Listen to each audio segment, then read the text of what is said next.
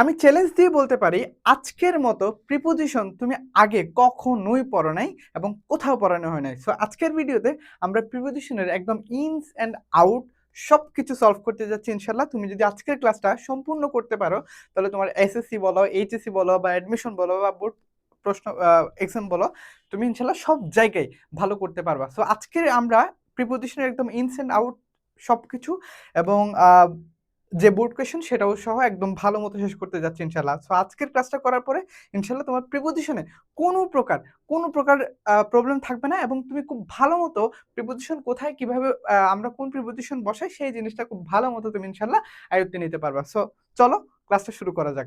So সর্বপ্রথমে আমরা এই প্রিপোজিশন আসলে কি? এই জিনিসটা একটু জানার চেষ্টা করব। সো তুমি যদি এখনো খাতা কলম নিয়ে না বসো, তাহলে এখনই খাতা কলম নিয়ে বসে যাও। ঠিক আছে? তো প্রিপোজিশন কাকে বলে বা প্রিপোজিশন ব্যাপারটা আসলে কি সেটা একটু বলি। প্রিপোজিশন হলো আমার একটা হচ্ছে পার্সন স্পিচ, যেটা হচ্ছে প্রি মানে হচ্ছে পূর্বে আর পজিশন মানে হচ্ছে অবস্থান। অর্থাৎ প্রিপোজিশন মানে হলো পূর্বে অবস্থান। তাহলে পূর্বে অবস্থান বলতে কিসের পূর্বের অবস্থান? ঠিক আছে? সেটা হচ্ছে আমার নাউন অথবা প্রোনাউনের আগে। ঠিক আছে? কিসের? প্রিপজিশন। প্রি মানে হলো আগে, পজিশন মানে হলো অবস্থান। তার মানে হচ্ছে পূর্বে অবস্থান। কার পূর্বে অবস্থান? নাউন অথবা প্রোনাউনের। দেখি আমরা একটু, যে সকল শব্দ সাধারণত নাউন বা প্রোনাউনের সামনে বসে নাউন অথবা প্রোনাউনের সাথে সেন্টেন্সের অন্যান্য শব্দের সম্পর্ক প্রকাশ করে, তাকে বলা হয় আমার প্রিপজিশন। অর্থাৎ কি করে আমার, যেটা হচ্ছে নাউন অথবা প্রোনাউনের আগে বসে বাক্যের একটা সেন্টেন্সের মধ্যে অন্যান্য যে পদগুলো আছে সেগুলোর সাথে আমার কি করে, কানেকশন করে, সেটা হচ্ছে আমার প্রিপজিশন। তো এখন দেখো, the book is on the table. তাহলে এই চেয়ার, এই ছবিটা একটু দেখবো। The book is on the table তার মানে হচ্ছে একদম টেবিলের উপরে। The book is on the table মানে হচ্ছে বইটি টেবিলের উপরে। তো এবার এখানে একটু দেখি, এই যে এটা একটা টেবিল, টেবিলের উপরে বইটা আছে। এবার আমরা এই যে সেন্টেন্সটার দিকে একটু খেয়াল করব, the book is on the table. আচ্ছা, তাহলে অন মানে হচ্ছে উপরে, তার মানে হচ্ছে এইটা হচ্ছে আমার একটা নাউন, টেবল একটা নাউন। তার মানে নাউন অথবা প্রোনাউনকে বাক্যের অন্যান্য পদের সাথে কি করে, সম্পর্কিত করে। এবার এটা যদি আমি অন না দিয়ে যদি আন্ডার দিতাম, ঠিক আছে, তখন কি হইতো, টেবিলের নিচে।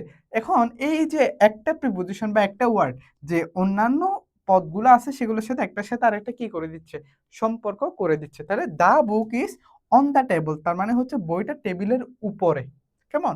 তাহলে যে ওয়ার্ডস এর মাধ্যমে বা যে ওয়ার্ডগুলোর মাধ্যমে আমরা একটা সম্পর্ক, নাউন বা প্রোনাউনের আগে বসে বাক্যের যে অন্যান্য পদগুলো আছে সেগুলোর সাথে সম্পর্ক প্রকাশ করে বা সংযুক্ত করে, সম্পর্ক স্থাপন করে, সেটা হচ্ছে আমার প্রিপজিশন। কেমন? তো প্রিপজিশন তো আমরা মোটামুটি জানি আসলে কোনগুলা, বা প্রিপজিশন কোনটা বা কিভাবে আমরা বসাতে হয়। তো এই যে একটা সহজ সিম্পল ছবির মাধ্যমে আমরা প্রিপজিশনটা ইনশাআল্লাহ সলভ করব। সেই সাথে অ্যাডমিশন, তারপরে এইচএসসি, এসএসসি পরীক্ষা সহ যে কোনো জায়গায় প্রিপজিশনের যত ইউজেস আছে সবকিছু আমরা আজকের ভিডিওতে দেখব। সো এখন এই যে এইটা আমরা মোটামুটি সবাই হয়তো জানি, বাট এই চিত্রের মাধ্যমে আমাদের যে নরমাল আমরা ডেইলি যে কমন প্রিপজিশন গুলো আছে সেই প্রিপজিশন গুলো আর ইউজেস গুলো আমরা জানার চেষ্টা করব। কেমন? সো একদম এই ঘরটার মধ্যে আমরা একটু খেয়াল করব, এই ঘরটার মধ্যে সবার উপরে, এই যে ঘরের সবার উপরে যেটা আছে সেটা হচ্ছে অন। অর্থাৎ কোনো কিছুর উপরে যদি লাগানো থাকে, কোনো কিছুর উপরে যদি লাগানো থাকে, তখন সেক্ষেত্রে আমরা ব্যবহার করি অন। কি ব্যবহার করি? অন। কোনো কিছুর উপরে, কোনো কিছুর উপরে যদি লাগানো থাকে সেক্ষেত্রে আমরা ব্যবহার করি অন। এই যে এটা আমরা খেয়াল করতে পারি, মানে টেবিলের উপরে লাগানো আছে, তাহলে সেক্ষেত্রে আমরা, মানে কোনো কিছুর উপরে লাগানো অবস্থায় আছে সেক্ষেত্রে আমরা অন ব্যবহার করে থাকি। ওকে, তারপরে এর আরেকটু উপরে আছে হচ্ছে এবাব এবং হচ্ছে ওভার। দুইটাই আমরা ব্যবহার করি হচ্ছে উপরে বোঝানোর জন্য।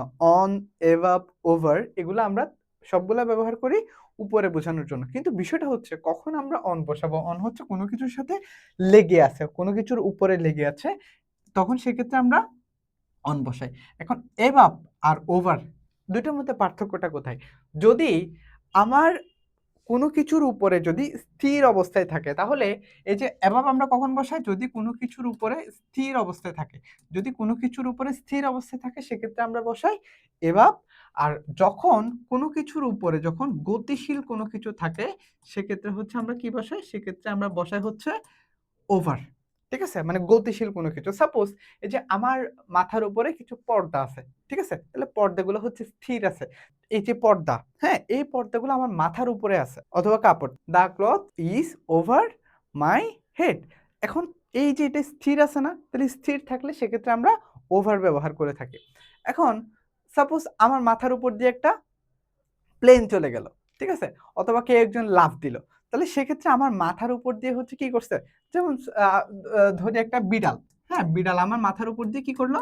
একটা লাফ দিল। তাহলে uh the cat the cat jumps over my head. তাহলে এই যে ওভার মানে হচ্ছে গতিশীল কোনো কিছু অবস্থা। বিড়ালটা যে লাফ দিলে সেটা তো দাঁড়ায় থাকে না, রাইট?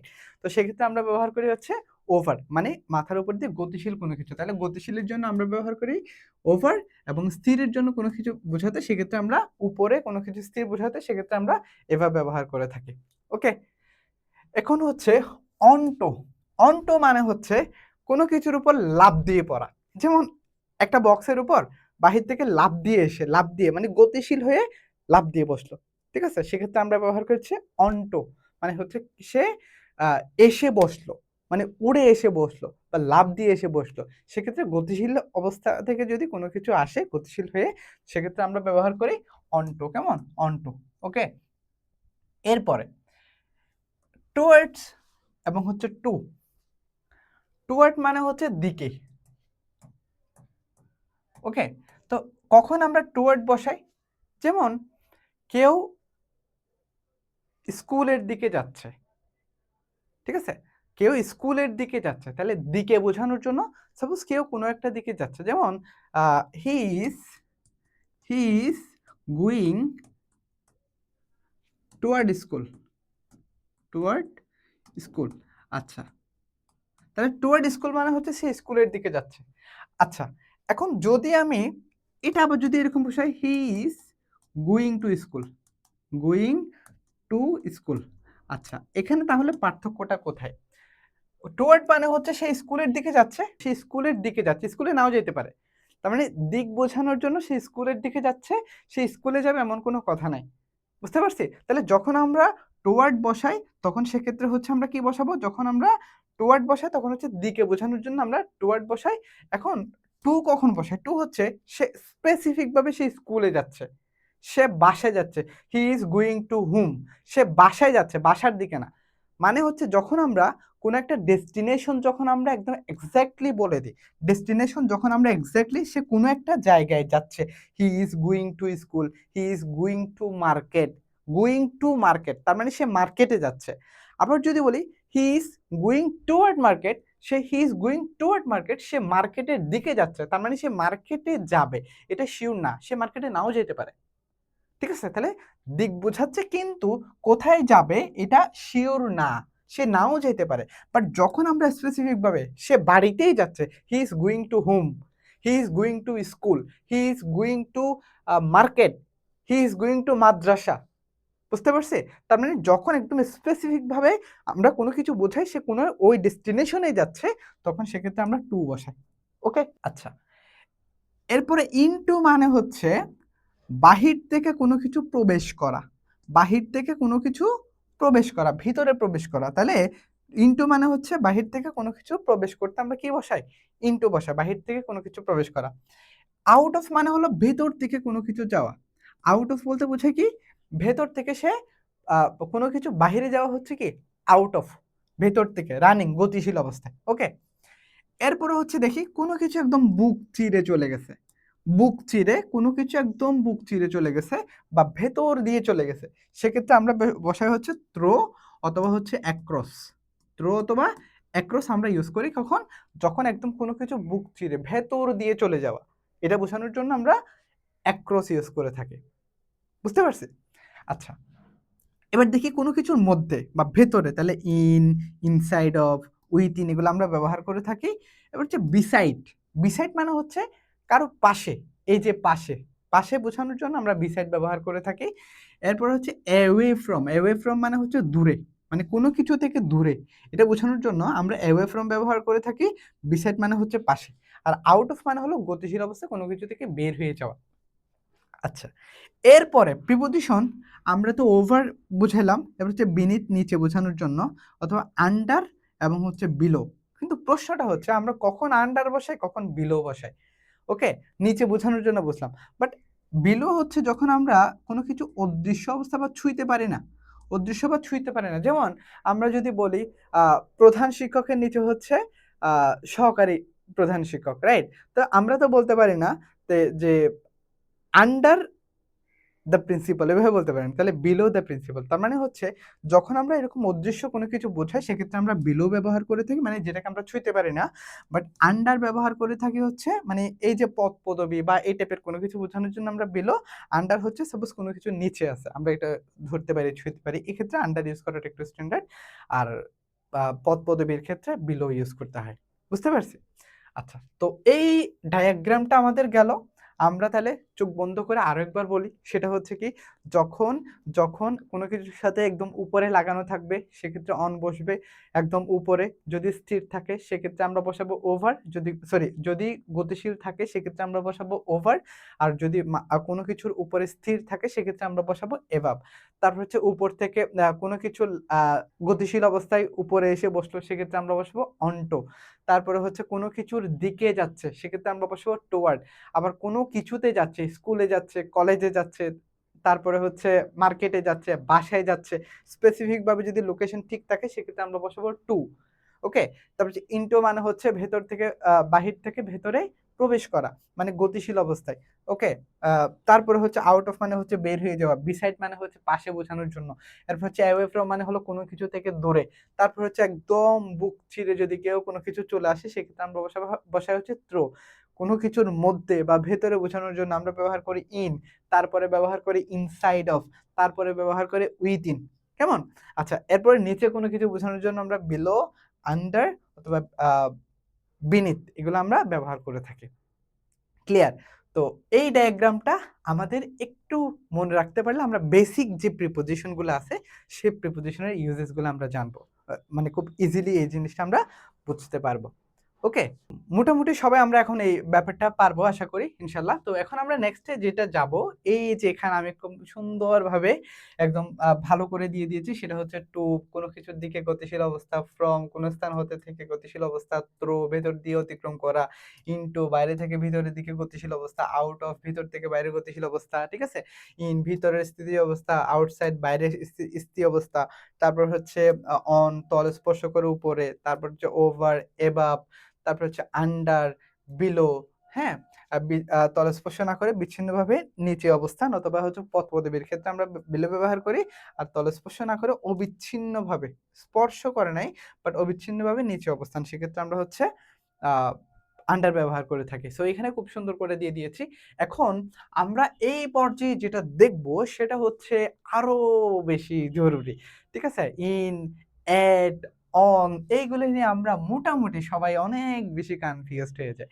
সো এখানে কোথায় কি বসাবো কি না বসাবো এটা নিয়ে প্রবলেম থাকে। তো আমরা একটু দেখি একদম সবার সবচেয়ে বড়, আমরা দুইটা সেগমেন্ট এটা করেছি, একটা হচ্ছে টাইম আর একটা হচ্ছে লোকেশন। তো যখন যখন লোকেশনের ক্ষেত্রে একটু দেখবো, লোকেশনের ক্ষেত্রে এই যে সবচেয়ে বড় আমরা যে পিরামিড সেটাকে উল্টো করে ফেলছি। সবচেয়ে বড় পার্ট যেটা লোকেশনের ক্ষেত্রে, অর্থাৎ লোকেশন যদি বড় হয়, বড় কোনো লোকেশনের ক্ষেত্রে আমরা ব্যবহার করব ইন। কেমন? তাহলে এবার একটু দেখি, যেমন country, England, city, London, in England, তারপর হচ্ছে নেইবারহুড।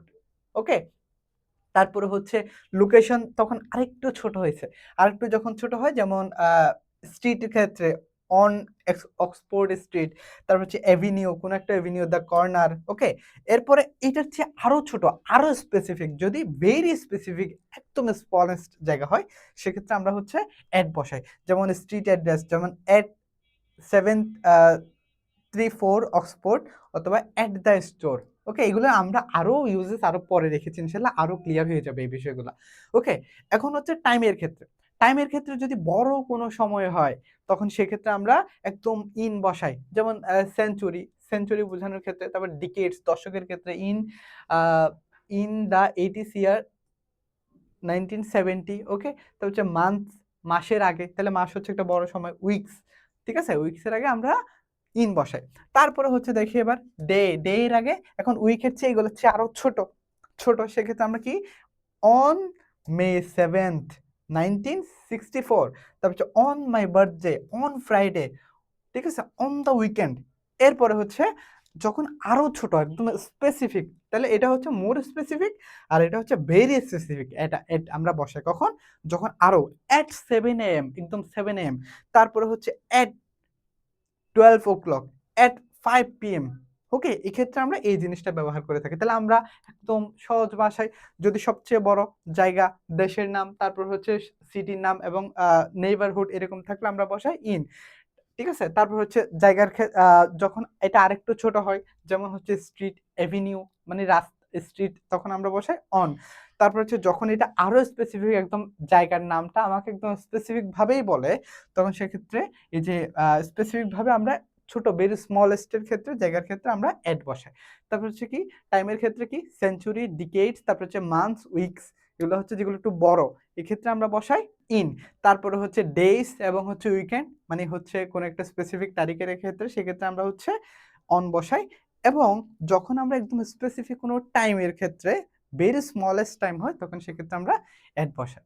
ওকে, তো এখানে আমি আরো ছোট করে এই যে প্র্যাকটিসের জন্য দিয়ে দিয়েছি, যাতে আমাদের কোনো কনফিউশন না থাকে ইনশাআল্লাহ। তো দেখি আমরা প্রথমে অ্যাট এর ব্যবহারটা একটু দেখার চেষ্টা করব। ছোট স্থানের পূর্বে অ্যাট বসে, যেমন অ্যাট হোম, অ্যাট স্কুল, ঠিক আছে, at home, at school, at university, at reception, at the bus stop, at the station, at a concert, at Mirpur, at Mirpur. Okay, একদম স্পেসিফিক ভাবে সিটির একটা জায়গায়। ওকে, তারপরে হচ্ছে at প্লাস ক্লক টাইম অথবা মিল টাইম, এই যে ক্লক টাইম অথবা মিল টাইম। দেখি এবার at 6 o'clock, at 6, at 6 PM, at 6 AM, at lunch, at breakfast। ওকে, তাহলে হচ্ছে দেখি এবার at dawn, at noon, at the time, at night, at Christmas, at the moment। ওকে, তাহলে আমরা যখন স্পেসিফিক ভাবে সবচেয়ে ছোট হয়, সেক্ষেত্রে আমরা অ্যাট ব্যবহার করে থাকি। বড় স্থানের পূর্বে ইন বসে, কখন, বড় কোনো স্থানের ক্ষেত্রে, ঠিক আছে। তো এবার দেখি in Rajshahi city, in Dhaka, in new York, in Naogaon, okay, in Asia continent, in Europe, in a country, in a forest, in a desert. Okay, in plus part of day.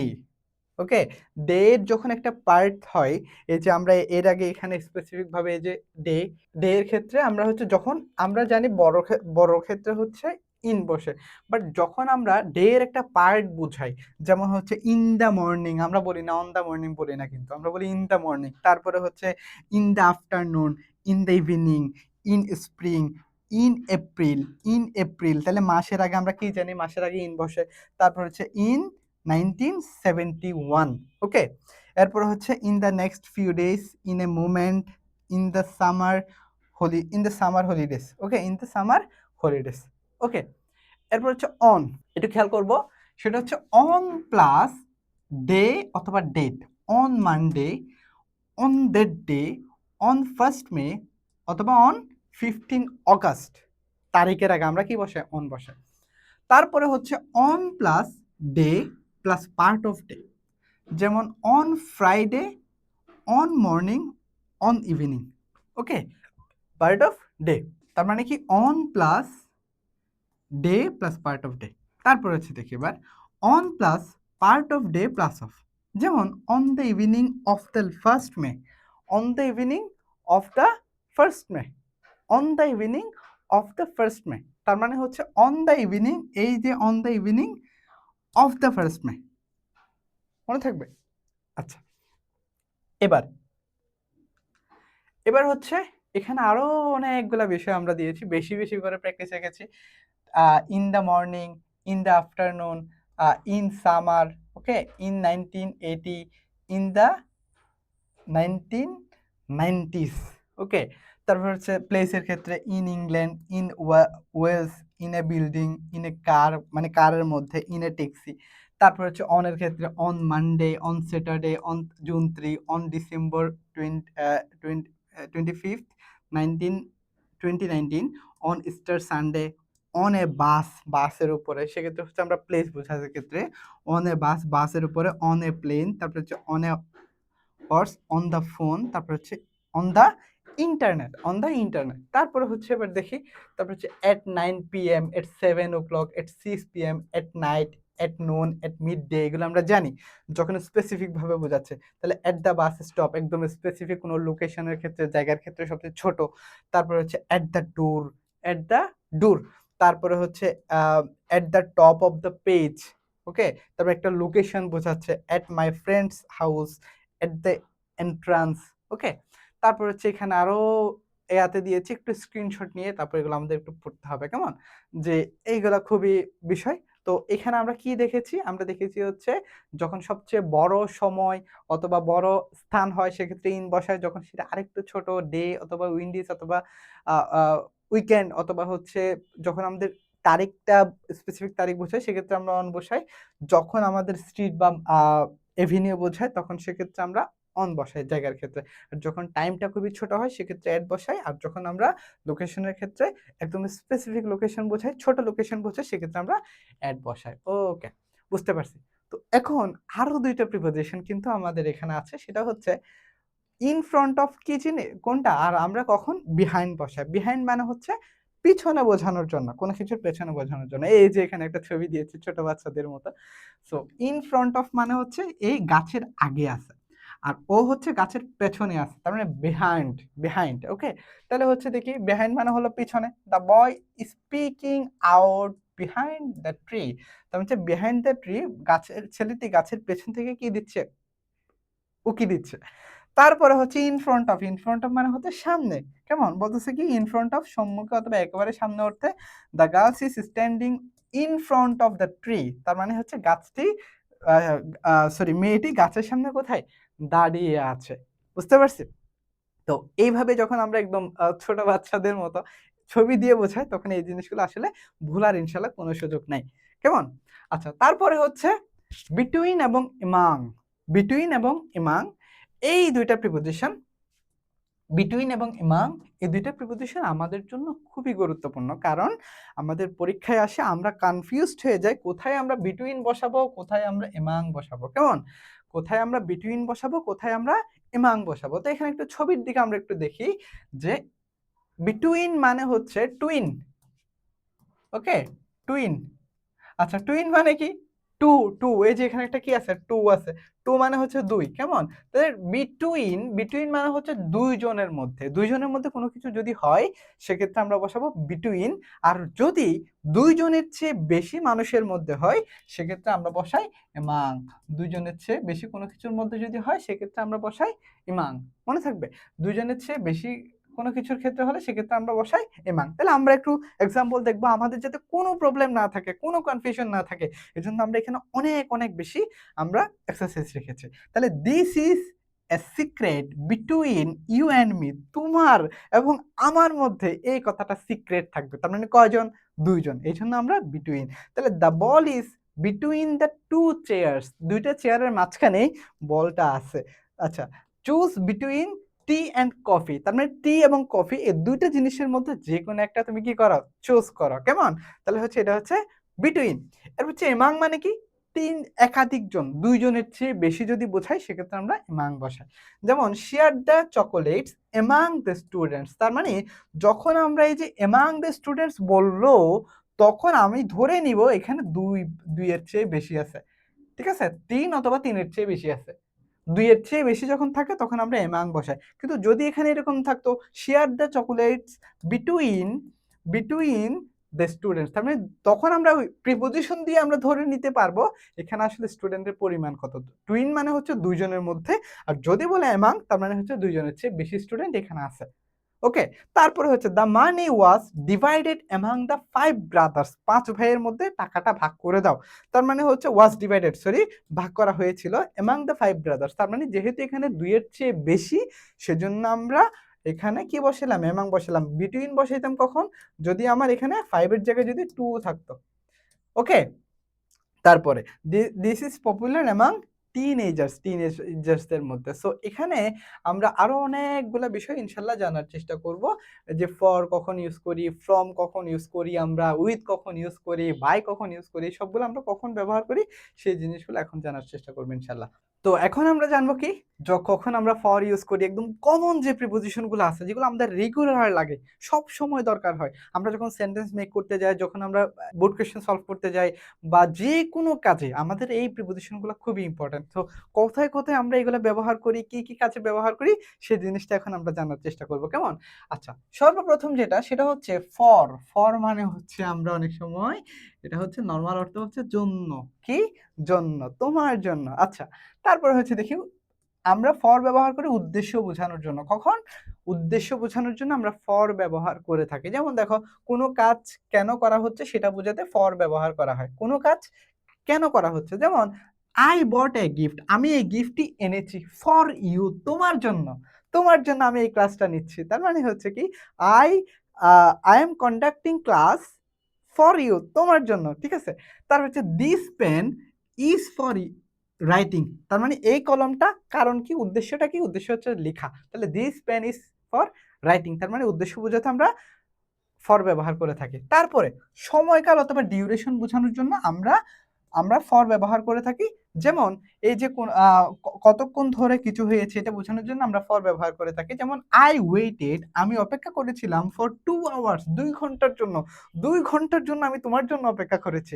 তার মানে হচ্ছে যখন আমরা কোনো ডিউরেশন বুঝাবো, কত সময় ধরে এই কাজটা হচ্ছে বা কোনো কিছু হচ্ছে, তখন সেক্ষেত্রে আমরা ফর বসাই। আচ্ছা, she lives in Dhaka for 5 years, 5 বছর ধরে, মানে সে একটা ডিউরেশন বোঝাচ্ছে, সেক্ষেত্রে আমরা 5 ইয়ার্স ফর আমরা বসাই ডিউরেশন বোঝানোর জন্য বা কোনো কাজের সময় বোঝানোর জন্য। তারপরে সুবিধা বা উপকারিতা বোঝানোর জন্য আমরা কি করি, ফর ব্যবহার করে থাকি। যেমন milk is good for health, তার মানে হচ্ছে কি, মিল্ক, দুধ, ইজ গুড ফর হেলথ, স্বাস্থ্যের জন্য কি ভালো। তারপর হচ্ছে exercise is important for everyone, তাহলে এক্সারসাইজ সবার জন্য গুরুত্বপূর্ণ। তার মানে ফর মানে হলো জন্য।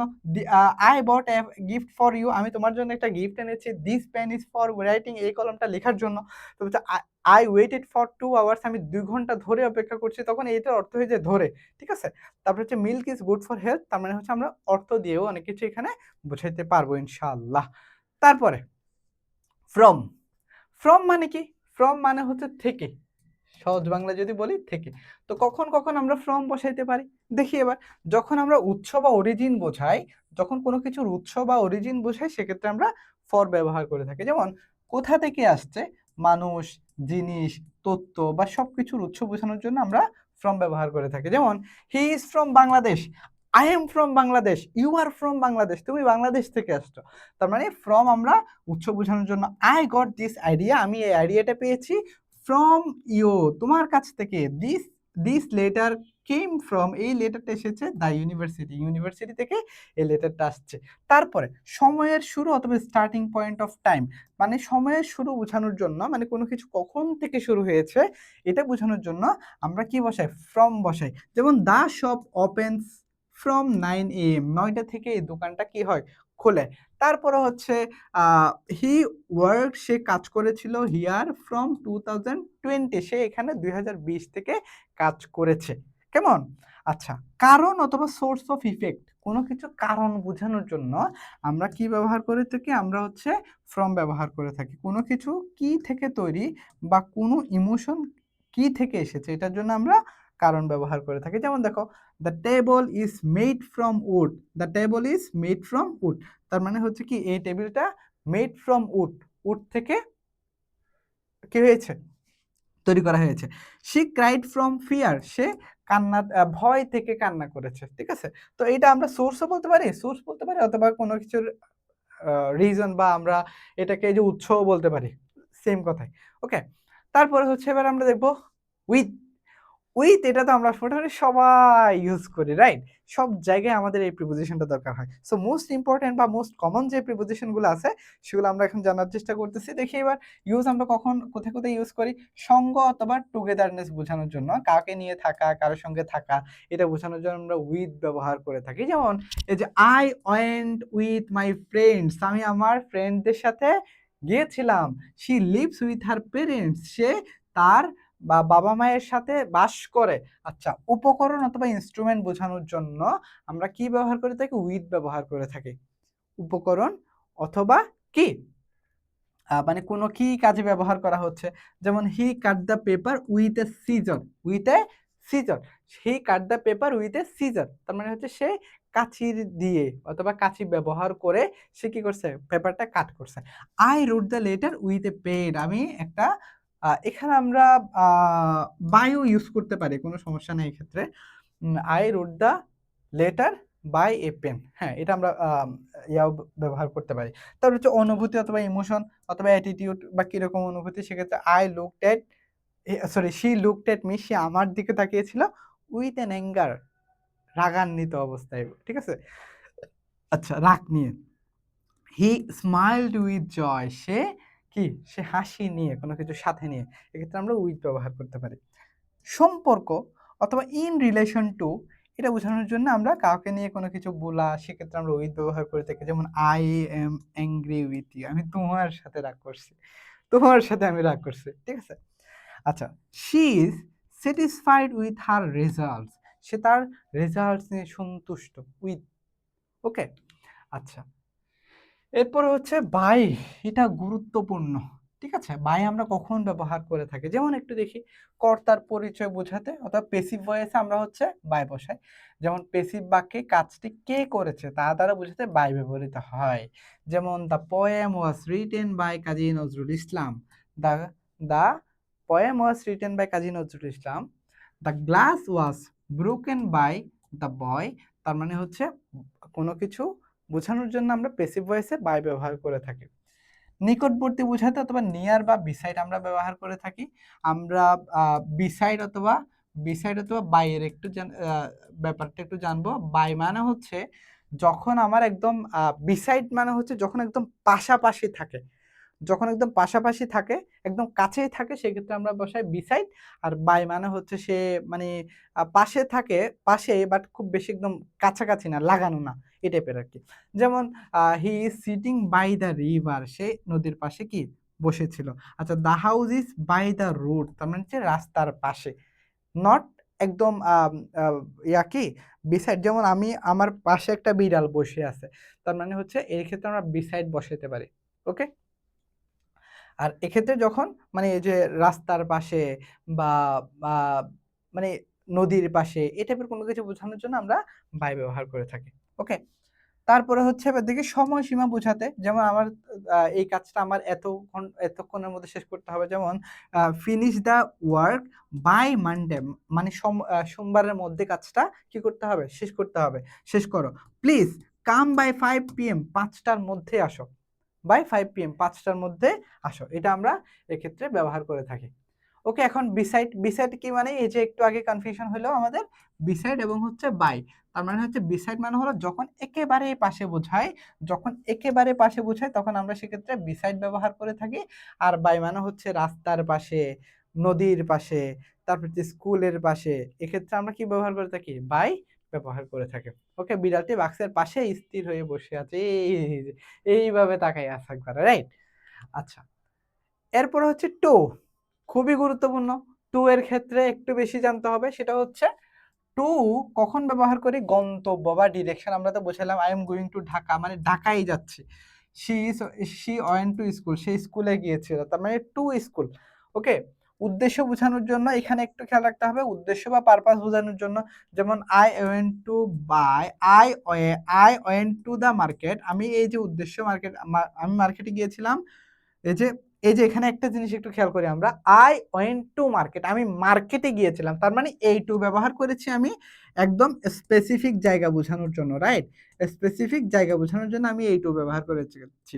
টু বাই ভেজিটেবলস, তার মানে এই টু ব্যবহার হয়েছে আমার উদ্দেশ্য বোঝানোর জন্য, তার মানে আমরা উদ্দেশ্য বোঝানোর ক্ষেত্রে একদম যখন স্পেসিফিক জায়গা বোঝাই সেক্ষেত্রে আমরা টু বসাই, যখন আমরা স্পেসিফিক কোনো একটা উদ্দেশ্য বোঝাই সেক্ষেত্রে আমরা টু বসাই।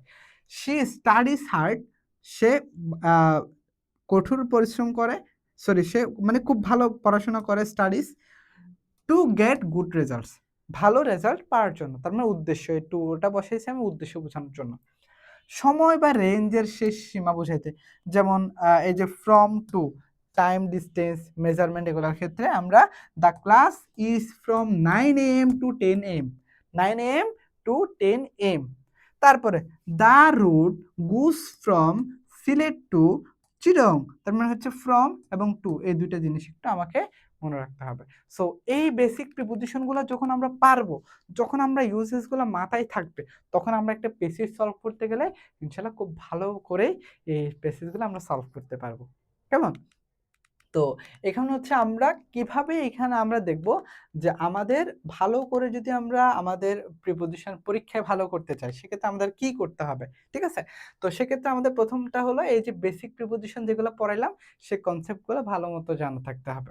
কখন আমরা টু বসাবো, কখন টুয়ার্ড বসাবো, কখন ফ্রম বসাবো, কখন বাই বসাবো, কখন ইনটু বসাবো, কখন অনটু বসাবো, কখন ওভার বসাবো, কখন অন বসাবো, কখন এবাভ বসাবো। কেমন? আর হচ্ছে অ্যাপ্রোপ্রিয়েট প্রিপোজিশন আমার মোস্ট ইম্পোর্টেন্ট। অ্যাপ্রোপ্রিয়েট প্রিপোজিশন আমাকে একদম মুখস্থ করতে হবে। সো আমি কিছু অ্যাপ্রোপ্রিয়েট প্রিপোজিশন দেখাই দিব ইনশাআল্লাহ। তারপর হচ্ছে আমাদের বেশি, বেশি বোর্ড কোয়েশ্চেন সলভ করতে হবে বা পরীক্ষায় আসা কোয়েশ্চেনগুলো সলভ করতে হবে। কেমন? তো এটা যখন আমরা সলভ করতে পারবো, তখন ইজিলি আমরা ইনশাআল্লাহ এটা খুব ভালো মতো প্রিপোজিশনে ভালো করতে পারবো। তো এখন হচ্ছে আমরা যেটা দেখব সেটা হচ্ছে আমাদের কিভাবে আমরা এই কোন অ্যাপ্রোপ্রিয়েট প্রিপোজিশন গুলো আসলে কি? বা কিভাবে আমরা এগুলো ইউজ করতে পারি সেগুলো হচ্ছে আমরা জানার চেষ্টা করব। কেমন? সো এখানে একদম ইম্পোর্টেন্ট, খুবই ইম্পোর্টেন্ট অ্যাপ্রোপ্রিয়েট প্রিপোজিশন গুলো এখানে দেয়া আছে। যেমন অ্যাভয়েড বাই মেনে চলা, অ্যাভয়েড বাই মেনে চলা। তারপরে হচ্ছে অ্যাকাস্টম টু অভ্যস্ত, তারপরে হচ্ছে অ্যাবসেন্ট ফ্রম অনুপস্থিত, অ্যাবসর্ব ইন নিবিষ্ট, অ্যাক্সেস টু প্রবেশাধিকার। ঠিক আছে? তারপরে হচ্ছে অ্যাড টু যোগ করা, এডিক্টেড টু আসক্ত, অ্যাডজেসেন্ট টু সংলগ্ন। কেমন? তারপরে হচ্ছে অ্যাফ্রেড অফ ভীত, এরপরে এগ্রি উইথ একমত হওয়া। ওকে?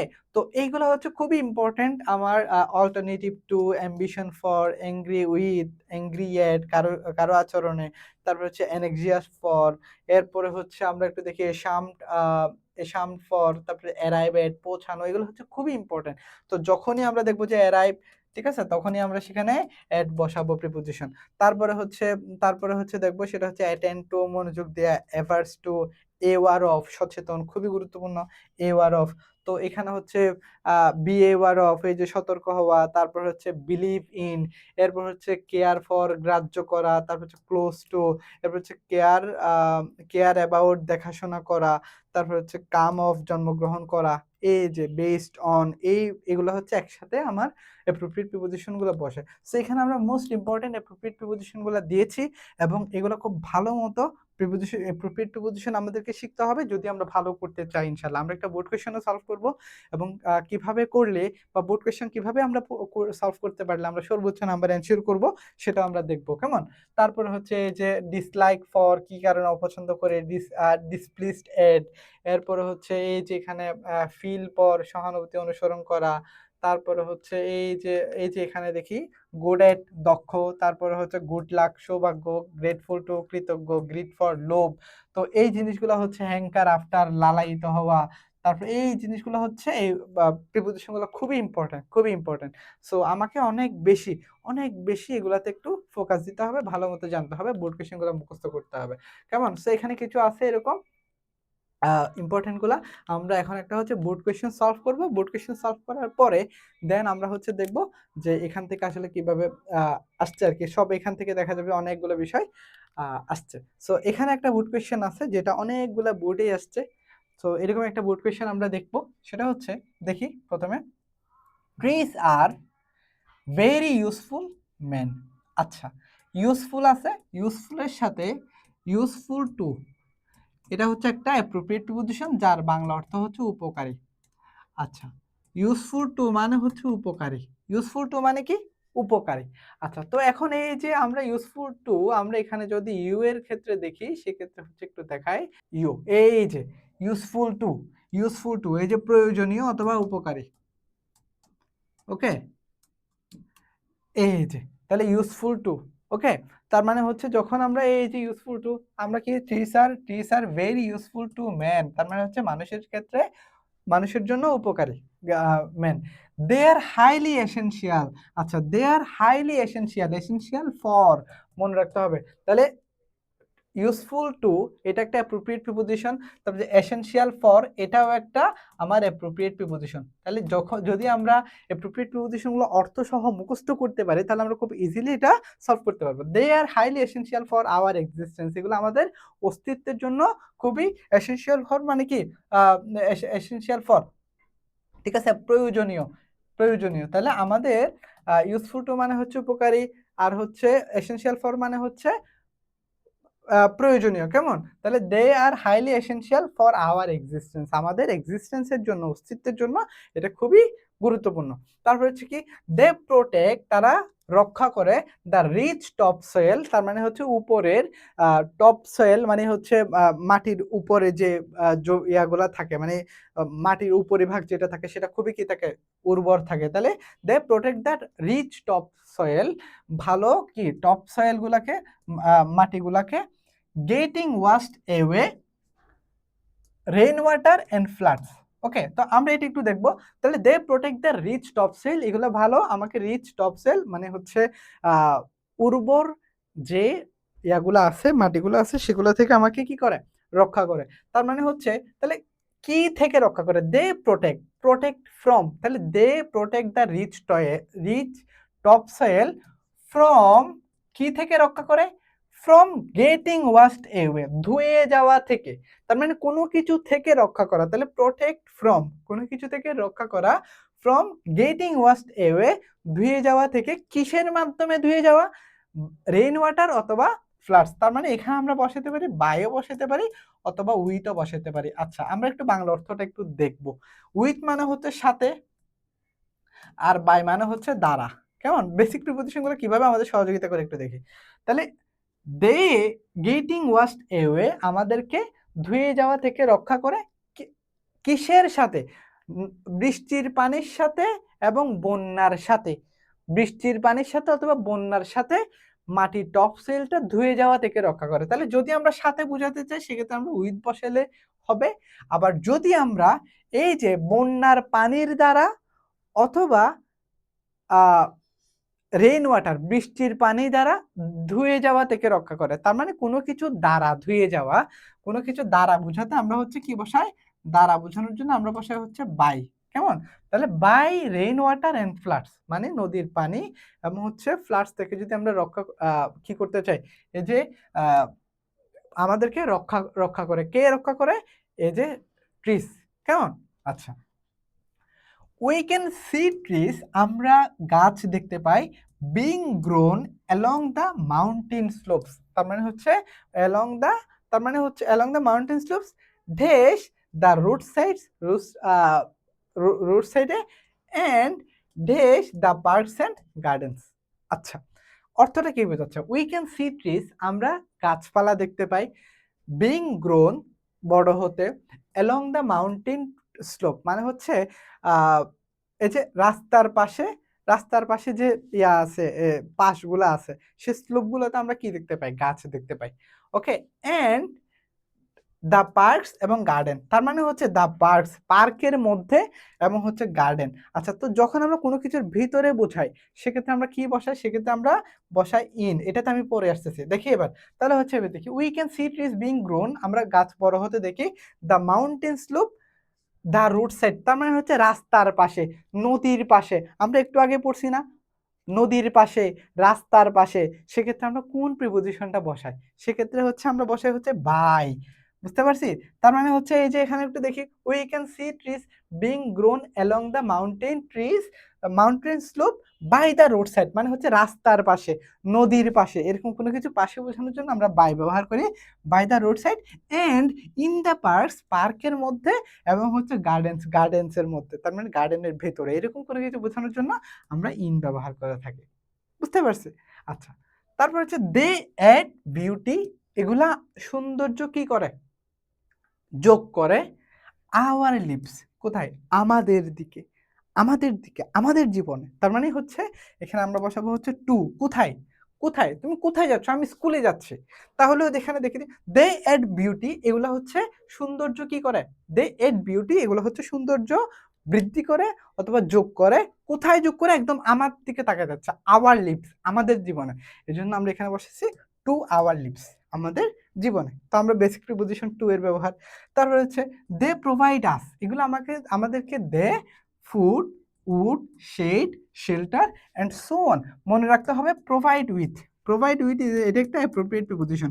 প্রোভাইড উইথ মানে হলো সরবরাহ করা, প্রোভাইড উইথ মানে হলো সরবরাহ, সরবরাহ করা। কেমন? প্রোভাইড উইথ মানে সরবরাহ করা।